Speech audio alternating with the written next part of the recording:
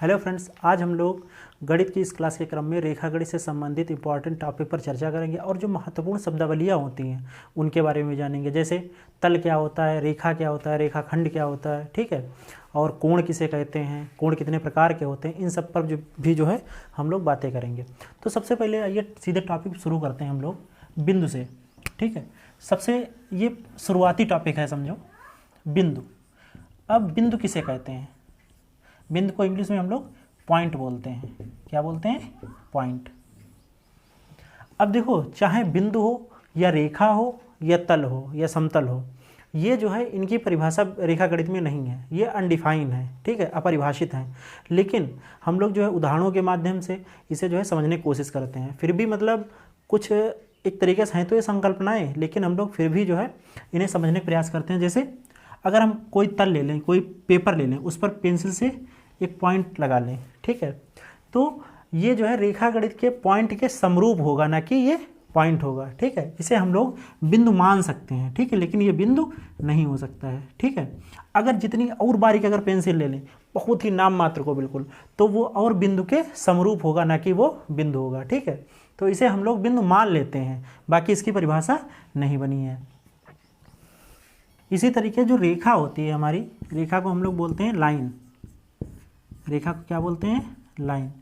ये भी जो होती है, इसे भी जैसे ज्यामितीय सरल रेखा होती है जो हम लोग यूज करते हैं, जैसे ये इस तरीके से खींच ली, तो ये भी क्या है? एक रेखा नहीं है वास्तव में रेखा गणित की भाषा में, लेकिन हम लोग फिलहाल सरल रेखा को रेखा मान लेते हैं। ठीक है, और ये जो है इसका ना तो आदि होता है ना ही अंत होता है, इसलिए जो है हम लोग डॉट डॉट डॉट आगे इस तरीके से खींच देते हैं। तो ये क्या हो गई? हमारी रेखा हो गई, लाइन हो गई। ठीक है, ये हो गई हमारी लाइन। ठीक, उसके बाद हम आता है हमारा समतल। समतल, समतल को हम लोग केवल तल भी बोल देते हैं। ठीक है, इसे इंग्लिश में प्लेन बोलते हैं। क्या बोलते हैं? प्लेन बोलते हैं। अब इसके एग्जांपल्स क्या क्या हो सकते हैं? जैसे जो हम लोग को पेपर होता है उसकी जो सतह होती है, दीवार है उसकी जो सतह होती है, ये सब क्या है? समतल है। लेकिन इसका जो फैलाव होता है, विस्तार होता है, वो मतलब अनंत होता है, पता नहीं कहाँ कहाँ तक है। लेकिन चाहे ब्लैक बोर्ड हो या हम लोग दीवार ले लेते हैं या कॉपी का जो पेपर है, तो इसमें क्या होती है? जो सतह होती है वो क्या होती है? सीमित होती है।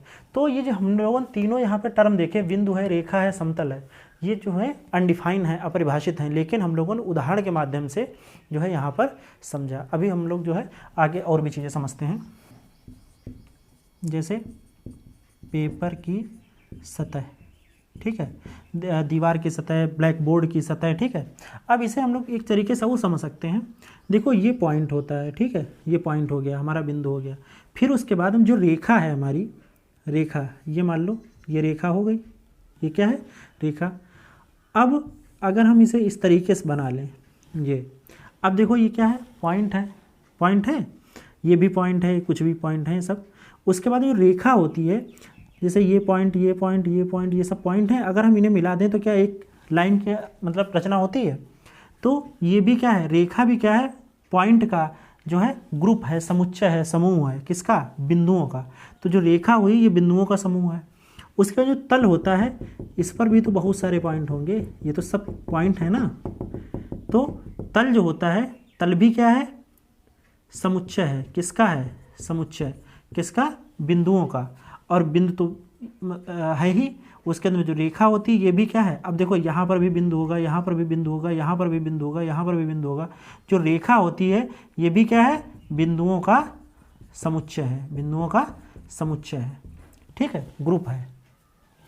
अब यहाँ पर हम लोग जान लेते हैं कि रेखा और किरण में क्या फ़र्क होता है।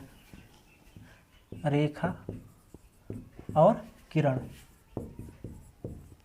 ठीक। अब किरण क्या होती है? जैसे हम लोग टार्च लेते हैं, फोक्स मारते हैं, तो किरणें जो होती हैं सूर्य की क्या होती हैं? किरणें होती हैं। तो जो रेखा होती है, अभी हम लोगों ने जो अभी पहले समझा था, ये लाइन है, इधर भी और इधर भी डॉट डॉट कर देते हैं दोनों तरफ। तो इसका जो है कोई एंड पॉइंट नहीं है, कोई छोर नहीं है। यहाँ पर कोई छोर लग रहा है? नहीं है। इधर भी बढ़ सकती है, इधर भी बढ़ सकती है। लेकिन जो किरण होती है उसका एंड पॉइंट होता है। जैसे हम लोग एक टार्च लेते हैं, तो जो टार्च है वो क्या है? एंड पॉइंट है, और उसके आगे विस्तार होता है। जैसे यहाँ पे मान लो हमारी ये टार्च हो गई, यहाँ पे कुछ भी, तो इधर क्या है? ये सब किरणें इसकी जा रही हैं, तो यहाँ पर ये क्या है? And point. अगर हम लोग इसे पॉइंट के हिसाब से समझें तो यहाँ पर जैसे ये पॉइंट हो गया और ये इस तरीके से लाइन खींच सकते हैं ये, तो ये क्या हो गई हमारी किरण हो गई। और इसका जो सोर्स होगा वो यहाँ पर होगा। जैसे हम लोग अगर यहाँ पर ए पॉइंट मान लें, ठीक है, तो इसका जो एंड पॉइंट होगा ए होगा और ये क्या हो गई हमारी किरण हो गई। इसे बी भी लिख सकते हैं, तो ए बी क्या हो गई किरण। इस तरीके से हो सकता है, यहाँ पे सी लिख लिया हमने, डी लिख लिया, ठीक है, ई लिख लिया हमने, कुछ भी। तो ये सब क्या है, A B A C A D A ई, ये सब क्या है हमारी किरणें हैं। तो यहाँ पर बस इतना फ़र्क है कि जो रेखा है इसका जो है एंड पॉइंट नहीं होता और किरण में एक एंड पॉइंट होता है। यहाँ पर एक चीज़ और हम लोग जान लेते हैं, रेखा तो समझ ली, रेखा खंड क्या होता है। अब ये रेखा है, अगर हम किसी दो बिंदुओं से इसे आबद्ध कर दें, ठीक है, दो बिंदुओं से ये इस तरीके से, तो जो जैसे मान लिया हमने ए हो गया बी हो गया, तो ये क्या हो गया रेखाखंड हो गया। रेखाखंड मतलब रेखा का दो बिंदुओं से घिरा क्षेत्र, घिरा खंड, ठीक है, ये क्या हो गया हमारा रेखाखंड। ये पूरी रेखा थी इस, ठीक है, लेकिन अगर हम ये दो बिंदुओं से यहाँ पे ये जैसे ए और बी पॉइंट हैं, इनके जो बीच का क्षेत्र होगा ये वाला, ये लाइन होगी, इसे क्या बोलेंगे हम लोग रेखाखंड बोल देंगे ए और बी को, ठीक है। अब हम लोग यहाँ पर जो है रेखाओं के प्रकार पढ़ेंगे, ठीक है। जैसे आप लोगों ने सुना होगा सरल रेखा, वक्र रेखा, ठीक है, समांतर रेखा, ऊर्ध्वाधर रेखा, क्षैतिज रेखा। अब हम लोग जो है यहाँ पर रेखाओं के प्रकार पढ़ेंगे। तो सबसे पहले आता है हमारा सरल रेखा, ठीक है, सरल रेखा। अब इसे जो है हम लोग बोल देते हैं, सरल रेखा को क्या बोलते हैं, सीधी रेखा। इसे इंग्लिश में स्ट्रेट लाइन बोलते हैं। क्या बोलते हैं, स्ट्रेट लाइन बोलते हैं, स्ट्रेट लाइन, ठीक। अब यहाँ पर सरल रेखा कौन सी होती है, जैसे ये यहाँ पर ए पॉइंट है, यहाँ पर बी है। हम इसे जो है इस तरीके से भी बोल सकते हैं, दो बिंदुओं के बीच सबसे जो छोटी दूरी तय करती है, जैसे यहाँ पर ये जो दो बिंदुओं के बीच सबसे छोटी जो दूरी करती है रेखा तय, उसे क्या बोलते हैं, सरल रेखा। जैसे इसे इस तरीके से भी पहुँचा जा सकता है, ए से बी तक, ए और बी ये है, इसे हम लोग इस तरीके से भी तो ले जा सकते थे, ये इस तरीके से, ये भी क्या है लाइन ही तो है, ये टेढ़ी मेढ़ी है, ठीक है, लेकिन जो सबसे कम दूरी जो होगी वो ए और बी की इसी से होगी, तो ये क्या हो गई हमारी सरल रेखा, ठीक है, ये सीधी रेखा। और जो सीधी रेखा नहीं होती, टेढ़ी मेढ़ी होती, जैसे ये वाली, इसे क्या बोलेंगे हम, वक्र रेखा, इसे बोलेंगे हम लोग वक्र रेखा, ठीक है। इसे इंग्लिश में कर्व्ड लाइन बोलते हैं। नंबर 2 वक्र रेखा, ये क्या हमारी वक्र रेखा, हम लोग कर्व्ड बोलेंगे, कर्व्ड लाइन, ठीक है। तो सीधी रेखा ये है और कर्व्ड रेखा ये है। किसी भी तरीके से एक पॉइंट ये, एक ये, इस तरीके से क्या है, सब हमारी कर्व्ड रेखा हो गई, ठीक है। अब उसके बाद हम लोग देख लेते हैं क्षैतिज रेखा क्या होती है। क्षैतिज रेखा, क्षैतिज जो होता है इसे हॉरिजॉन्टल बोलते हैं, हॉरिजॉन्टल, ठीक, हॉरिजॉन्टल लाइन। कोई भी तल होता है, जैसे प्लेन, जैसे पेपर है, उस पर जो हम कोई भी लाइन खींचेंगे वो क्या होगी, हमारी क्षैतिज रेखा होगी। जैसे इस पर अगर हमें खींचना है तो ये क्या हो गई, हमारी क्षैतिज रेखा हो गई, ठीक है। उसके बाद हम जो दूसरी ऊर्ध्वाधर लाइन होती है, ऊर्ध्वाधर रेखा, इसे बोलते हैं हम लोग वर्टिकल जो लाइन होती है, जो क्षैतिज रेखा होती है, इससे 90 डिग्री कोण पर होती है। जैसे अब हम लोग यहीं पर मान लो ये इस तरीके से लाइन खींच दी, तो ये कितना कोण हुआ, 90 अंश, ठीक है। तो ये क्या हो जाएगी, हमारी ऊर्ध्वाधर हो जाएगी, ये क्या हो जाएगी, हमारी ऊर्ध्वाधर लाइन हो जाएगी। ये हॉरिजॉन्टल है और ये क्या है, हमारी वर्टिकल हो गई। वास्तव में जो वर्टिकल होती है, जैसे ये अगर तल है, इस पर हमने ये लाइन खींची, ठीक है, तो इस पर अगर हमें 90 अंश का बनाना है तो ये बना, लेकिन वास्तव में ये इस तरीके से होता है। एक तो ये तल हो गया, इसका 90 अंश क्या हो जाएगा, ये इस तरीके से, ये वाली जो चीज़ है ये हमारी क्षैतिज हो गई, और ये वाली क्या हो गई, जो मार्कर है हमारा, ये इस तरीके से होनी चाहिए, ये क्या हमारी है, ऊर्ध्वाधर लाइन हो गई, ठीक है। तो यहाँ पर ये क्षैतिज लाइन और ये हमारी ऊर्ध्वाधर लाइन, ठीक है। तो क्षैतिज और ऊर्ध्वाधर इनके जो बीच का कोण होता है वो कितना होता है, 90 डिग्री होता है। इसे हम लोग लिख सकते हैं तल के लंबवत,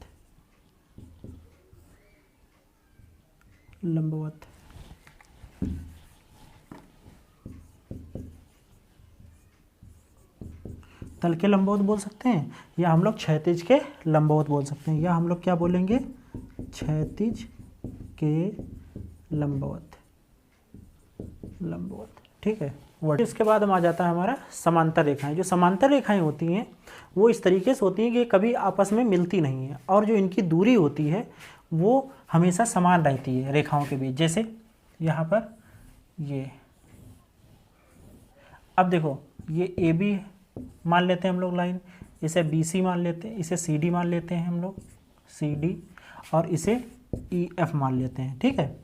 अब यहाँ पर और एक चीज़, चाहे इन्हें आगे बढ़ाओ या पीछे बढ़ाओ, ये कभी भी आपस में मिलती नहीं है इस तरीके से। ये तो ये क्या है, हमारी समांतर लाइन। तो ए बी सी डी और ई एफ ये क्या है, समांतर लाइन। अगर मान लो इनके बीच, अगर मान लो यहाँ पर 2 मीटर दूरी है, 2 मीटर, ठीक है। यहाँ पर भी कितनी है, मान लो 2 मीटर, तो यहाँ पर भी कितनी होगी, 2 मीटर होगी, यहाँ पर भी कितनी होगी, 2 मीटर होगी, आगे भी इनके बीच की दूरी कितनी होगी, 2 मीटर। उसी तरीके से यहाँ पर कुछ भी हो सकता है, दूरी कुछ भी हो, वो हमेशा क्या रहेगी, सेम रहेगी। ये कभी भी फ्यूचर में मिलेंगी नहीं, चाहे ये इस तरीके से क्षैतिज हों, चाहे इस तरीके से खींची हों लाइनें, चाहे ये इस तरीके से खींची हों, तो ये क्या है, एक दूसरे के समांतर है। और समांतर जो है ये इसके समांतर है, ये इसके समांतर है। इसका साइन क्या होता है देख लेते हैं हम लोग। अगर लिखना हो ए बी समांतर सी डी, तो हम लोग ए बी लिखेंगे, ए बी, और ये समांतर का साइन होता है, और सी डी, ठीक है। जैसे हम लोग उदाहरण में देखते हैं, जो रेल की पटरियाँ होती हैं, ठीक है, कहीं पर हम लोग रेल की उस पर पटरी पर खड़े हों और देखते हैं, तो वो क्या होती है, आगे मिलती हुई प्रतीत होती हैं, लेकिन वो कभी आपस में मिलती नहीं हैं। तो जो रेल की पटरियाँ होती हैं क्या होती हैं, समांतर। अगर ये समांतर ना हो या कहीं पर अगर मिल जाएं, तो जो ट्रेन होती है उसके तो पहिए बिल्कुल फिक्स होते हैं, तब तो जो है फिर ये ट्रेन अलग चली जाना चाहिए और वो मिल जानी चाहिए, लेकिन ऐसा नहीं होता है। क्यों, वो उनकी जो पटरियाँ होती हैं वो सब होती हैं समांतर। फिर जैसे एक वो जो असमांतर रेखाएँ होती हैं वो क्या हो जाती हैं, मिल जाती हैं। जैसे यहाँ पे ए बी है और यहाँ पर ये मान लिया सी डी है, ये सी डी है।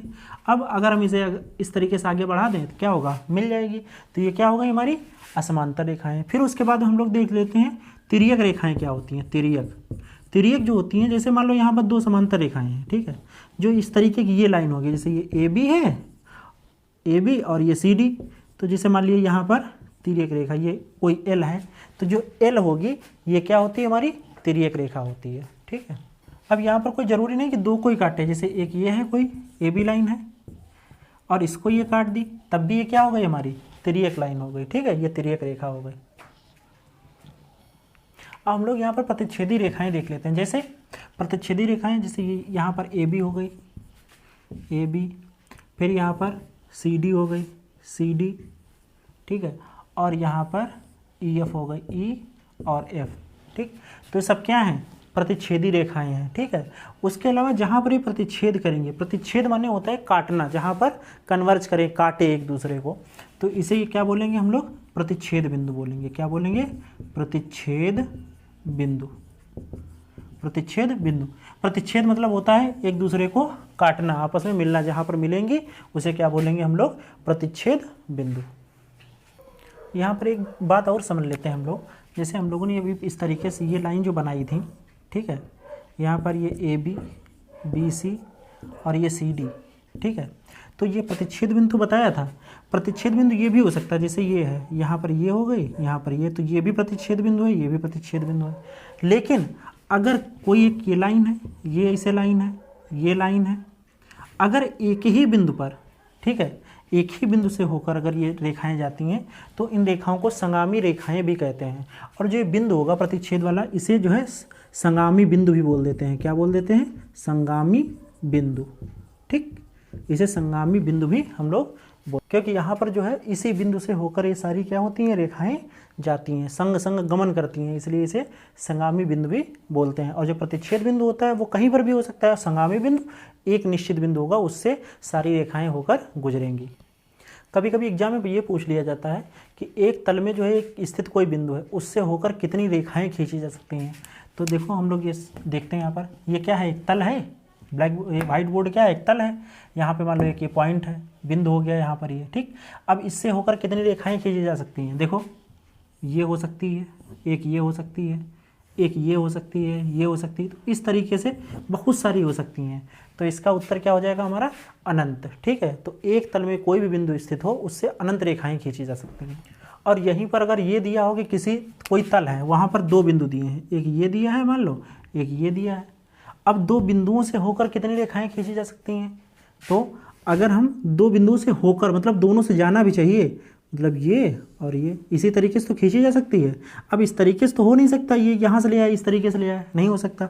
अगर हम यहाँ पे मान लो कि ये था, दो बिंदु थे, हम लोगों ने ये मिला दिया, ठीक, मिलाने के बाद अगर हम ये इस तरीके से करें तो इससे नहीं जाएगा। ठीक है, इस तरीके से करें तब भी नहीं, केवल और केवल एक ही लाइन खींची जा सकती है। तो अगर किसी भी तल में अगर एक बिंदु है तो उससे अनंत रेखाएं खींची जा सकती हैं, और अगर दो बिंदुओं से, अगर दो बिंदु हैं उनसे होकर खींचे जाने वाली रेखा की संख्या कितनी होगी? एक होगी सदैव। और अगर कभी पूछा जाए किसी तल में बिंदु कितने होते हैं, जैसे मान लो कोई भी तल है, ये पूरा व्हाइट बोर्ड है, यहाँ पे अनेक अनंत बिंदु होंगे। कितने होंगे? अनंत बिंदु होंगे, हम काउंट ही नहीं कर सकते। ठीक, इनफाइनाइट होंगे पॉइंट्स। ठीक है, तो किसी तल में जो बिंदु होते हैं वो अनंत होते हैं। तो इस प्रकार हम लोगों ने बहुत सारी शब्दावली देखी। ठीक है, और जो है महत्वपूर्ण पक्षों पर चर्चा की। अब जो है नेक्स्ट वीडियो में जो है हम लोग कोण पर चर्चा करेंगे। उसमें कोण कैसे बनाते हैं, कोण कितने प्रकार के होते हैं, पटरी प्रकार की सहायता से कैसे कोण बनाते हैं। ठीक है, तो वो जो है हम लोग नेक्स्ट वीडियो में करेंगे। Thank you.